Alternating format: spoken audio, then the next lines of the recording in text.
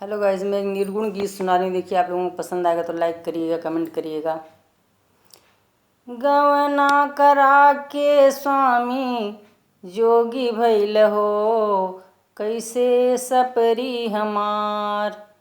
गवना करा के पिया जोगी भइल हो, कैसे सपरी हमार।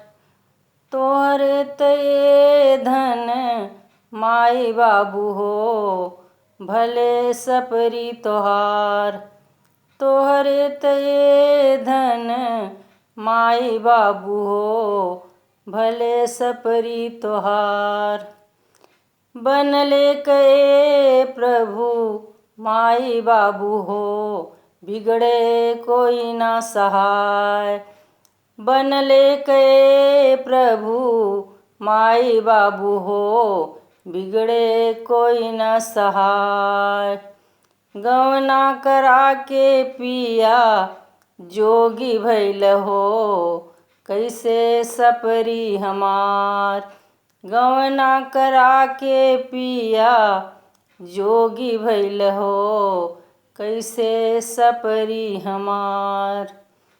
तोहरे तये धन चाचा चाची हो, भले सपरी तोहार। तोहरे तये धन चाचा चाची हो, भले सपरी तोहार। बनले कए प्रभु चाचा चाची है, बिगड़े कोई न सहाय। बनले कहे प्रभु चाचा चाची हो, बिगड़े कोई न सहाय।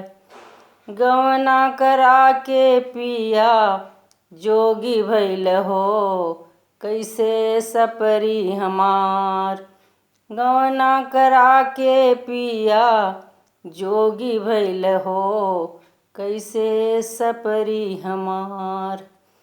तोहरे तये धन भैया भाभी हो, भले सपरी तोहार।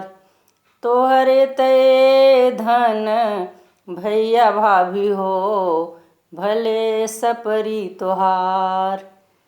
बनले कए प्रभु भैया भाभी हो, बिगड़े कोई न सहाय।